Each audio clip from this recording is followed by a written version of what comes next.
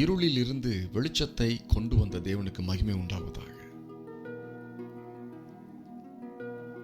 Abraham என்கிற ஒரு மனிதன், அவனுடைய தகப்பன் என்ன வேலை செய்து கொண்டிருந்தான்? சிலைகளை செய்கிற வேலையை செய்து கொண்டு வந்தான். அப்படிப்பட்ட மனிதனுடைய குமாரனை தெரிந்து கொண்டு அவனை ஆசீர்வதித்து அவனை பெருக பண்ணின தேவனுக்கு மகிமை உண்டாவதாக. ஹலோ ஃப்ரெண்ட்ஸ், இது தீர்க்கதரிசிகளுக்கு உண்டான ஒரு பாடசாலை.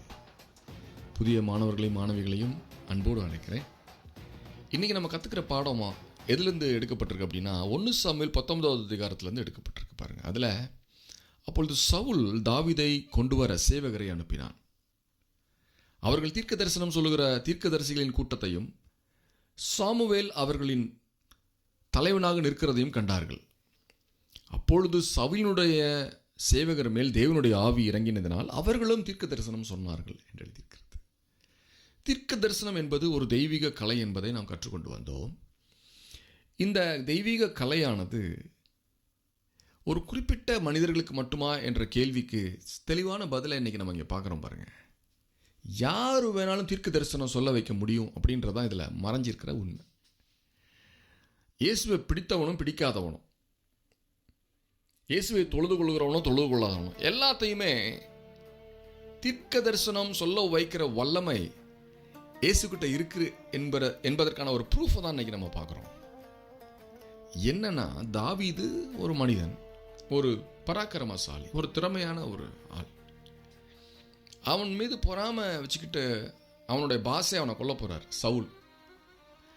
இப்போ தாவீது ஒரு இடத்துல இருந்தப்போ சவுல் என்ன பண்ணுறாரு? தன்னுடைய ஸ்டாஃப்லாம் அனுப்பி, குண்டாஸ்லாம் அனுப்பி அவனை கொண்டு வாங்கடா அப்படின்றார்.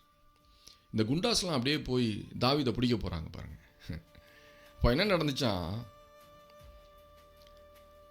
அவர்கள் தீர்க்க தரிசனம் சொல்லுகிற தீர்க்கதரிசிகளின் கூட்டத்தையும் சாமுவேல் அவர்களின் தலைவனாக நிற்கிறதையும் கண்டார்கள். அப்போது தாவீது இருக்கிற ஒரு இடத்த பார்த்தோம் அப்படின்னா, அவன் ஒரு பாஸ்டருக்கு கீழே அடங்கியிருக்கான். சாமுவேல் அப்படின்ற ஒரு தீர்க்கதரிசி. அந்த தீர்க்கதரிசி என்ன பண்ணிக்கிட்டு இருக்கிறார் அப்படின்னா, அவர் சுற்றிலும் ஒரு குறிப்பிட்ட கும்பலை வச்சுக்கிட்டு தீர்க்க தரிசனம் சொல்லிக்கிட்டு இருக்கிறாங்க. அவங்க பாடி ஏதோ பேசிக்கிட்டு இருக்கிறாங்க. அந்த கூட்டத்துக்கு பக்கத்தில் இந்த குண்டாஸ் கூட்டம் வருது பாருங்கள், தாவீதை பிடிக்கிறதுக்கு. அப்போது அவங்க ஆயுதங்களோடு வந்திருக்கலாம் இல்லையா தாவீதை பிடிக்கிறதுக்கு. பாஸ் சொல்லிட்டாரு இவனை காலி பண்ணணும்னு சொல்லி அவனை தூக்குறதுக்கு வராங்க தாவீது. இப்போ என்ன நடக்குது பார்ப்போம். வந்த குண்டாஸும் தீர்க்க தரிசனம் சொல்ல ஆரம்பிச்சிட்டாங்களாம். அதுதான் இங்கே எழுதியிருக்கு பாருங்கள். சாமுவேல் அவர்களின் தலைவனாக நிற்கிறதையும் கண்டார்கள். அப்பொழுது சவுலினுடைய சேவகர் மேல் தேவனுடைய ஆவி இறங்கிறதுனால் அவர்களும் தீர்க்க தரிசனம் சொன்னார்கள் என்று எழுதியிருக்கே. அப்போ ஒரு விஷயம் தெரியுது, தீர்க்க தரிசனம் என்பது ஒரு மேக்னெட்டிக் ஃப்ளக்ஸ் மாதிரி. அந்த மேக்னெட்டிக் ஃப்ளக்ஸுக்கு பக்கத்தில் ஒரு இரும்பு போச்சு அப்படின்னா என்ன நடக்கும்? டக்குன்னு அது அட்ராக்ட் ஆகிடும். அப்போது தீர்க்க தரிசனம் என்பது ஒரு அபிஷேகமாக இருக்குது. அதுக்கு பக்கத்தில் எவனாவது ஒரு மனுஷன் வரான் அப்படின்னா அவனையும் தெரியாமல் தீர்க்க தரிசனம் உரைக்கிறத பார்க்குறோம். இப்போ என்ன பிரச்சனையாச்சுன்னு பார்க்குறோம் அப்படின்னா, இது சவுலுக்கு அறிவிக்கப்பட்ட போது அவன் வேறே சேவகரை அனுப்பினான். இப்போ ஃபஸ்ட்டு போன குண்டாஸை பற்றி ஒரு ரிப்போர்ட்டு சவுலுக்கு போகுது. நீங்கள் அனுப்புனீங்களே அந்த ஃபஸ்ட்டு டீம் ஏ டீம் அனுப்புனீங்கள? ஆமாம், அவங்களும் தாவீதும் சாமுவேலை போல தீர்க்க தரிசனம் சொல்ல ஆரம்பிச்சிட்டாங்க அப்படின்னு. அடேப்பா, என்னடா வம்பா இருக்குன்னு சொல்லி பி டீம் ஐயா அனுப்புகிறார் சவுல். அது ஒரு குண்டாஸ் டீம். அந்த குண்டாஸ் போய் தாவீதை பிடிக்க போகுது. அப்போ பி டீமுக்கு சொல்லி தான் அனுப்புகிறார், டே அவங்க பக்கத்தில் போனால் தீர்க்க தரிசனம் சொல்கிறாங்களான்டா, நீங்கள் ஜாக்கிரதையாக இருங்க, அப்படிலாம் எதுவும் பேசுகிறாங்க, நீங்கள் சொன்ன வேலையை மட்டும் செஞ்சுட்டு வாங்க, அவனை அப்படியே அழகாக தூக்கிட்டு வந்துருங்க அப்படின்ட்டு ஒரு கட்டல். இது சவுலுக்கு அறிவிக்கப்பட்ட போது அவன் வேறே சேவகரை அனுப்பினான். இப்போ வர்ற சேவகர்களுக்கு தெரிஞ்சிருக்கும் இல்லையா இதுக்கு முன்னாடி போன டீமுக்கு என்ன ஆச்சுன்ட்டு. ஆனாலும் தைரியமாக வராங்க பாருங்கள். அவர்களும் தீர்க்க தரிசனம் சொன்னார்கள்.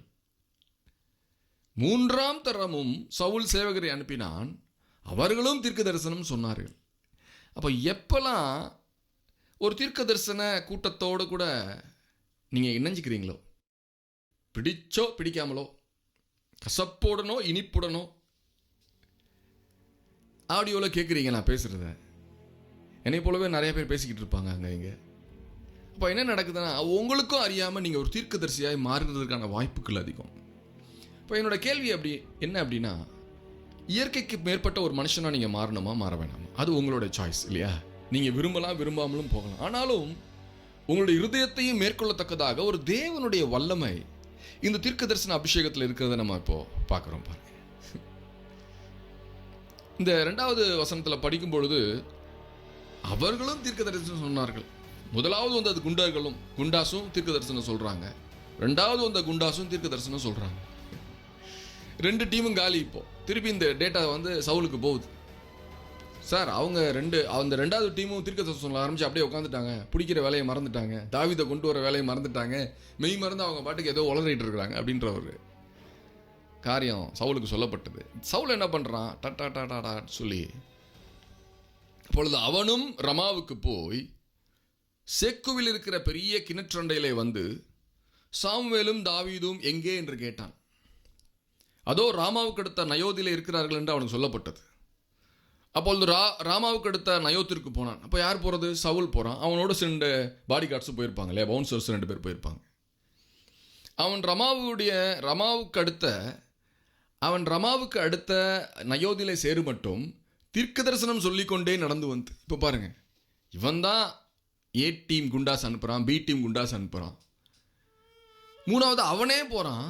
ஆனாலும் அவனையும் அறியாமல் அவன் என்ன பண்ணிட்டு இருக்கான், தீர்க்க தரிசனம் சொல்லிக்கொண்டே நடந்து வந்து தானும் தன் வஸ்திரங்களை கலற்றி போட்டு சாமுவேலுக்கு முன்பதாக தீர்க்க தரிசனம் சொல்லி அன்று பகல் முழுவதும் இரா முழுவதும் வஸ்திரம் இல்லாமல் விழுந்து கிடந்தான்.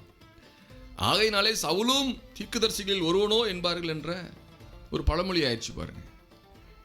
கொல்ல போற ஒருத்தன் குண்டாஸோட பவுன்சரோட ஒருத்தனை பிடிக்க போறாங்க. அவன் பிடிக்க போன இடம் தீர்க்கதரிசிகளுடைய கூட்டமா இருக்குது. தன்னோட எண்ணத்தை எல்லாம் மறந்து, கோபத்தை எல்லாம் மறந்து தீர்க்க தரிசன ஆவி அவனுக்குள்ளாக இறங்கி அவனும் தீர்க்க தரிசனம் சொல்லுகிறத பார்க்குறோம் பாருங்க. அப்போ இதுல ஒரு ரகசியம் மறைஞ்சிருக்கு. தீர்க்க தரிசனம் என்பது மதங்களுக்கு அப்பாற்பட்டது. தீர்க்க தரிசனம் என்பது தோலுக்கு அப்பாற்பட்டது. தீர்க்க தரிசனம் என்பது மனிதர்களுடைய குணாதிசயங்களுக்கு அப்பாற்பட்டது. ஒரு மனுஷன் நல்லவனா கெட்டவனா பொல்லாதவனா இயேசுவை போல நல்லவனா அப்படின்லாம் கணக்கே கிடையாது. அந்த அபிஷேகத்தின் வல்லமை பரவி காணப்படும் பொழுது, அப்போ அபிஷேகம் எப்படி பரவுது பார்க்குறோம், காத்துல இருக்கு. அந்த ஏரியாக்குள்ள நம்ம அப்படி நுழையிறப்போவே நம்மளால ஒரு ஃபீல் பண்ண முடியும் பாருங்க. ஸ்பிரிச்சுவல் ரெல்ம்னு சொல்லுவாங்க.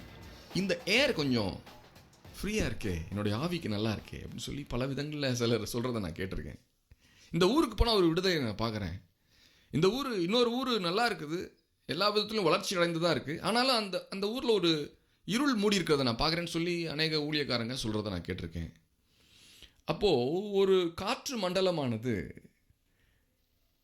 தேவனுடைய அபிஷேகம் நிறைந்ததாய் காணப்படுவது எப்பொழுது, எங்கே தீர்க்கதரிசிகள் அவர்களுடைய சத்தங்கள் கேட்கப்படுகிறதோ அந்த காற்று மண்டலமானது தீர்க்க தரிசன அபிஷேகத்தை தனகத்தை உடையதாக இருக்கிறது. ஹல்லேலூயா. அப்போ தேவனுடைய தீர்க்க தரிசனம் வர்றதுக்கு ஒருத்தன் கிறிஸ்தவனானோ மற்ற மதங்களை சார்ந்தவனாகவோ இருக்க வேண்டிய அவசியம் இல்லை. அவன் ஒன்றே ஒன்று தான் பண்ணணும், அவன் அந்த கூட்டத்தோடு அப்படியே இணைஞ்சிக்கணும் பாருங்க. சரி, கேள்வி, என்னடா யூஸ் இதனால பெருசாக பேசிக்கிட்டு இருக்கே அப்படின்ட்டு. அப்போது எரேமியா 32வது அதிகாரம் 27வது வசனத்தில் ஆண்டவர் சொல்கிறாரு, இதோ நான் மாம்சமான யாவருக்கும் தேவனாகிய கர்த்தர், என்னால் செய்யக்கூடாத அதிசயமான காரியம் ஒன்று உண்டோ அப்படின்றார். எல்லாத்துக்கும் நான் தான் தேவன் அப்படின்றார்.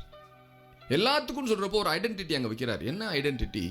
மாம்சமான யாவருக்கும், கண்ணு மூக்கு வாய் வயிறு இருக்கிற நடக்கிற பேசுகிற எல்லா மனுஷங்களுக்கும் நானே தேவன்றா.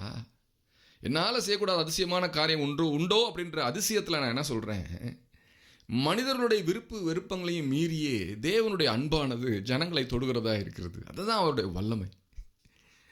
அப்படியே சில அரசியல் தலைவர்களை பார்க்குறோம், எதிரிகளாக அவங்க இருக்கிறாங்க. ஆனாலும் அந்த அரசியல் தலைவர் என்ன பண்ணுறாரு, தன்னுடைய நிதானத்தின் நிமித்தமும் ஞானத்தின் நிமித்தமும் அந்த எதிரிகளையும் கூட தன் அகத்தை அப்படியே நண்பனாக மாற்றிக்கிறார் பாருங்க. அப்படிப்பட்ட ஒரு உலகத்தை ஆளுகிற அரசியல்வாதிக்கு அந்த ஞானம் இருக்குமே. ஆனால்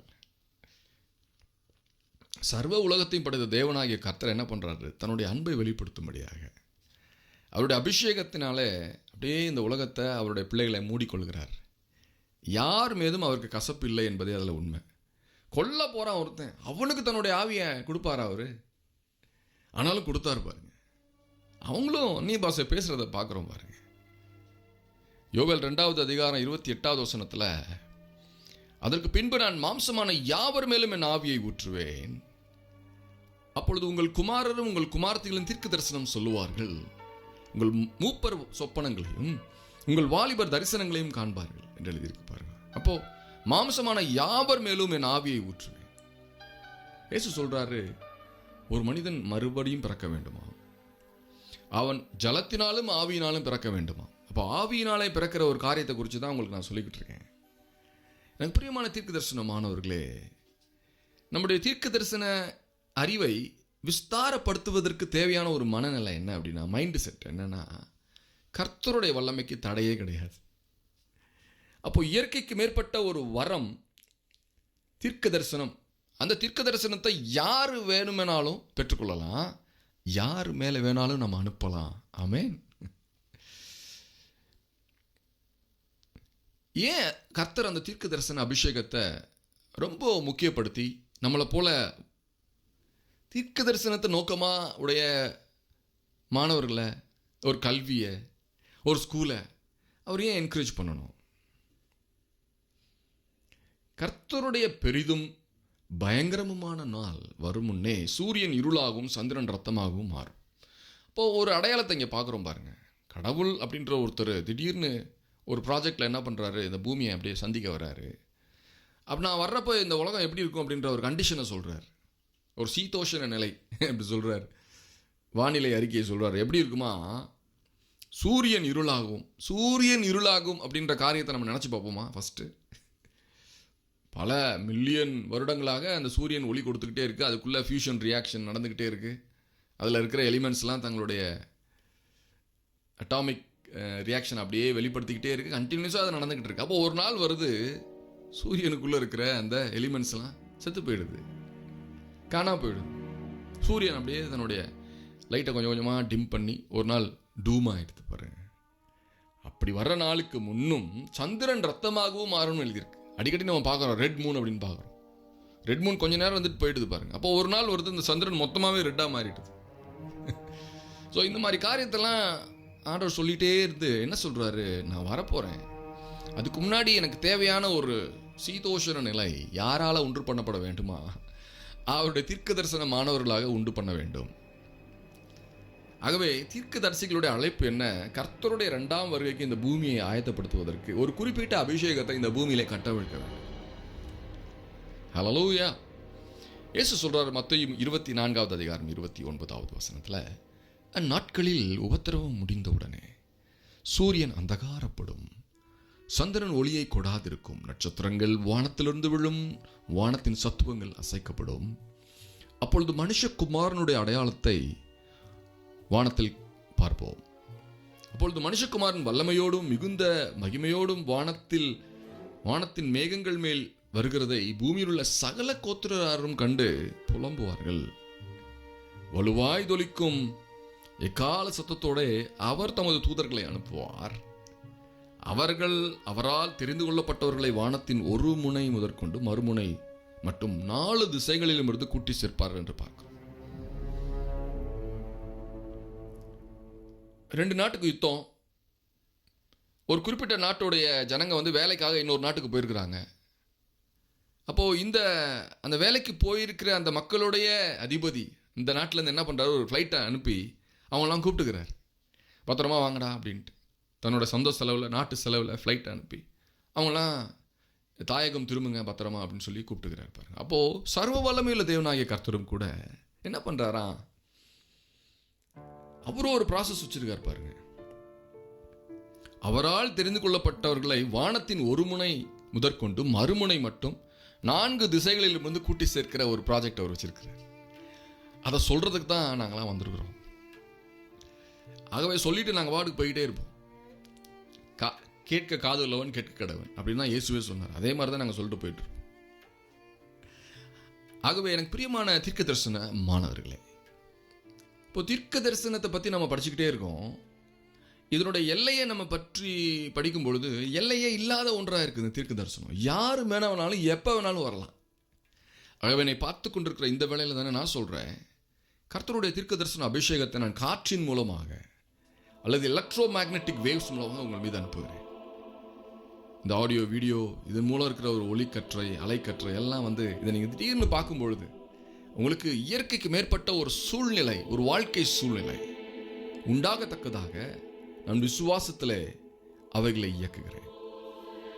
கர்த்தருடைய நாமம் மகிமைப்படுவதாக. இந்த தீர்க்க தரிசன அபிஷேகம் உங்கள் மீது இறங்கும் பொழுது அல்லது உங்கள் மீது வரும் பொழுது நீங்கள் சவுலை போல இருந்தால் வேறு மனிதனாக மாறுவீர்கள். அதே போல தாவீதை போல கர்த்தருக்காக நான் எதையாவது செய்ய வேண்டும் என்று நினைப்பீர்களே, ஆனால் கர்த்தர் பெரிய காரியங்களை உங்களை வைத்து செய்து ராஜாக்களை உண்டாக்கத்தக்கதாக ஒரு அபிஷேகத்தை உங்கள் கரத்தில் கொடுத்து ஆசீர்வதிப்பார். இது தீர்க்க தரிசனத்துக்கு உண்டான ஒரு பாடசாலை. ஒரு ஜெபத்தை பண்ணுவோமா? அப்பா பிதாவே, இயேசு கிறிஸ்துவின் நாமத்தில் வருகிறோம்.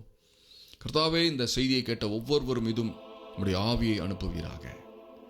இந்த ஆவி அவர்களுக்குள் இறங்கும் பொழுது அவர்கள் தீர்க்க தரிசனம் சொல்லத்தக்கதாக அவர்களுடைய வாயிலே, நாவிலே, பேச்சு சம்பந்தப்பட்ட நரம்பிலே, இருதயத்திலே, சிந்தனைகளிலே ஒரு தெய்வீக